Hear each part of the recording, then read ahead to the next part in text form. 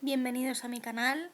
En primer lugar, me gustaría mucho agradecer a los nuevos suscriptores que están interesados en este tipo de contenidos, agradecer también los comentarios. Y esto simplemente es una anotación para las personas que lleguen nuevas al canal. Hay un vídeo anterior a este que se llama ¿Por qué celebramos la Navidad? La importancia de los solsticios, en el que se explicaban muchos de los puntos que aquí se van a dar por sentados y que creo que facilitaría mucho la comprensión de este segundo vídeo. Muchas gracias. Las puertas solsticiales. Como hemos apuntado, las dos puertas zodiacales de entrada y de salida de la caverna cósmica, que ciertas tradiciones designan como la puerta de los hombres y la puerta de los dioses, deben corresponder a los dos solsticios. Debemos ahora precisar que la primera corresponde al solsticio de verano, es decir, al signo de Cáncer, y la segunda al solsticio de invierno, o sea, al signo de Capricornio. Para comprender el porqué, hay que tener presente la división del ciclo anual en dos mitades, una ascendente y otra descendente. La primera es el periodo del curso del Sol hacia el norte. La segunda es la del curso del Sol hacia el sur. Cabe notar que el zodiaco, que figura a menudo en el pórtico de las iglesias medievales, presenta una disposición paralela a la división del ciclo anual. En la tradición hindú, la fase ascendente está relacionada con el Devayana y la fase descendente con el Pitrayana. Una correspondencia análoga se encuentra en el ciclo mensual, pues es el periodo de la luna creciente. Está también en relación con el Devayana y el de la luna menguante con el Pitrayana. Puede decirse que las 4 fases lunares corresponden en un ciclo más restringido a las 4 fases solares, que son las 4 estaciones del año. Esto cuadra perfectamente con las designaciones de las dos puertas que acabamos de recordar. La puerta de los hombres es la que da acceso al Pitrayana y la puerta de los dioses es la que da acceso al Devayana. Deben pues situarse respectivamente en el inicio de las dos fases correspondientes, o sea, la primera en el solsticio de verano y la segunda en el solsticio de invierno. Solo que en este caso no se trata en puridad de una entrada y una salida, sino de dos salidas diferentes, ya que el punto de vista es distinto, aunque paralelo, al del papel iniciático de la cueva.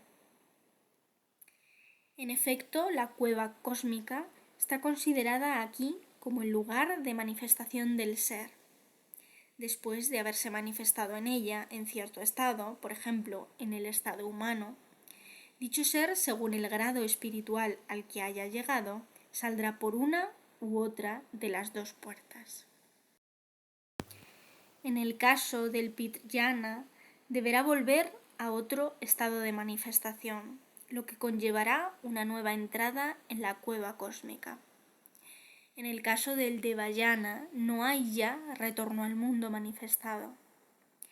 Así, una de las dos puertas es entrada y salida al mismo tiempo, mientras que la otra es una salida definitiva. Pero lo que concierne a la iniciación, esta salida definitiva es precisamente la meta final, de modo que el ser que ha entrado por la puerta de los hombres debe salir, si ha alcanzado efectivamente esa meta, por la puerta de los dioses. La puerta de los dioses solo puede ser una entrada en el caso de un descenso voluntario al mundo manifestado, sea de un ser ya liberado, sea de un ser que representa la expresión directa de un principio supracósmico. Mas es evidente que esos casos excepcionales no tienen cabida en los procesos normales aquí abordados. Haremos notar solo que se puede comprender fácilmente así la razón por la cual el nacimiento del Avatara se considera como ocurrido en la época del solsticio de invierno, época que es la de la fiesta de Navidad en la tradición cristiana. Hemos explicado antes que el eje solsticial del zodiaco, relativamente vertical con respecto al eje de los equinoccios, debe considerarse como la proyección en el ciclo solar anual del eje polar norte-sur. Según la correspondencia del simbolismo temporal con el simbolismo espacial de los puntos cardinales, el solsticio de invierno es en cierto modo el polo norte del año y el solsticio de verano su polo sur, mientras que los dos equinoccios, el de primavera y el de otoño, corresponden respectivamente y de modo análogo al este y al oeste. En el día, la mitad ascendente es de medianoche a mediodía, la mitad descendente de mediodía a medianoche. Medianoche corresponde al invierno y al norte, mediodía al verano y al sur. La mañana corresponde a la primavera y al este, la tarde al otoño y al oeste. Así las fases del día, como las del mes, pero en escala aún más reducida, representan analógicamente las del año. Ocurre lo mismo de modo más general para cualquier ciclo, cualquiera que sea, cual fuere su extensión, se divide siempre según la misma ley cuaternaria. De acuerdo con el simbolismo cristiano, el nacimiento del Avatara ocurre no solamente en el solsticio de invierno, sino también a medianoche. Está así, pues, en doble correspondencia con la puerta de los dioses. Por otra parte, según el simbolismo masónico, el trabajo iniciático se cumple de mediodía a medianoche, lo que no es menos exacto si se considera el trabajo como una marcha efectuada de la puerta de los hombres a la puerta de los dioses. La objeción que se podría hacer, en razón del carácter descendente de este periodo, se resuelve por una aplicación del sentido inverso de la analogía, como se verá más adelante. En el simbolismo védico, sin embargo, la puerta del Devaloka está situada al noreste y la del Pitloka al suroeste. Pero esto solo es una manera de hacer más explícito el sentido en que se efectúa la marcha del ciclo anual. En efecto, el periodo ascendente se desarrolla de norte a este y luego de este a sur. Análogamente, el periodo descendente se desarrolla de sur a oeste y luego de oeste a norte. Esto está en relación directa con la cuestión del sentido de las circunvalaciones rituales en las diferentes formas tradicionales. Según la modalidad solar del simbolismo, ese sentido es el que indicamos aquí, y la circunvalación se cumple teniendo constantemente a la derecha el centro en torno al que se gira. Según la modalidad polar, se cumple en sentido opuesto al anterior, o sea, teniendo el centro siempre a la izquierda. El primer caso es el de la pradakshina, tal como está en uso en las tradiciones hindú y tibetana. El segundo se encuentra particularmente en la tradición islámica. Puede ser interesante señalar que el sentido de estas circunvalaciones, respectivamente de izquierda a derecha y de derecha a izquierda, corresponden igualmente a la dirección de la estructura en las lenguas sagradas de dichas formas tradicionales. En la masonería, en su forma actual, el sentido de las circunvalaciones es solar, pero parece haber sido polar en el antiguo rito operativo, según el cual el trono de Salomón estaba además situado a occidente y no a oriente. Podría decirse con mayor precisión aún que la puerta de los dioses está situada al norte y vuelta hacia el este, que se considera siempre como el lado de la luz y de la vida, y que la puerta de los hombres está situada al sur y vuelta hacia el oeste, que análogamente se considera como el lado de la sombra y la muerte. Y así quedan exactamente determinadas las dos vías permanentes, la una clara, la otra oscura, del mundo manifestado. Por la una no hay retorno, de lo no manifestado a lo manifestado. Por la otra se vuelve atrás, a la manifestación. Puede observarse que la claridad y la oscuridad que caracterizan respectivamente a estas dos vías corresponden exactamente a los dos principios complementarios, Yang y Yin, de la tradición extremo oriental. Queda en pie, no obstante, una aparente contradicción, a saber, el norte se designa como el punto más alto, y hacia él se dirige el curso ascendente del Sol, mientras que su curso descendente se dirige hacia el sur, que aparece así como el punto más bajo. Ahora bien, el solsticio de invierno, que corresponde al norte en el año y señala el inicio del movimiento ascendente, es en cierto sentido el punto más bajo. Y el solsticio de verano, que corresponde al sur, donde ese movimiento ascendente concluye, es en el mismo respecto el punto más alto, a partir del cual comenzará enseguida el movimiento descendente, que concluirá en el solsticio de invierno. La solución de esta dificultad reside en la distinción que cabe establecer entre el orden celeste, al cual pertenece el curso del Sol, y el orden terrestre, al cual pertenece la sucesión de las estaciones. Según la ley general de la analogía, entre ambos órdenes debe haber una reciprocidad inversa, de modo que el más alto para un orden es el más bajo para el otro, según la expresión hermética de la tabla Esmeralda. Lo que está arriba, en el orden celeste, es como lo que está abajo, en el orden terrestre. O también, según las palabras evangélicas, los primeros, en el orden principal, serán los últimos, en el orden manifestado.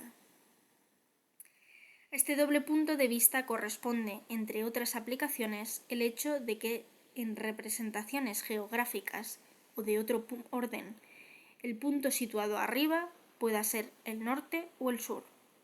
En China es el sur, y en el mundo occidental ocurrió lo mismo entre los romanos y durante parte de la Edad Media. Este uso es en realidad, conforme a lo dicho, el más correcto en lo concerniente a la representación de las cosas terrestres, mientras que cuando se trata de las cosas celestes, el norte debe normalmente situarse arriba. Pero es obvio que el predominio de un punto de vista o de otro, según las formas tradicionales o según las épocas, puede determinar la adopción de una disposición única para todos los casos indistintamente.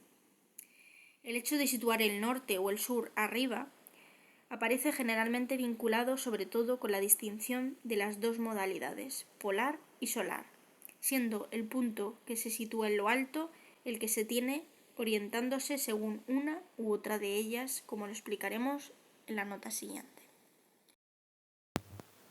No deja de ser cierto, en lo que concierne a los influjos vinculados a esos puntos, que el norte sigue siendo benéfico, bien se considere como el punto hacia el cual se dirige el curso ascendente del Sol en el cielo, o bien como la entrada del Devaloka en el mundo terrestre.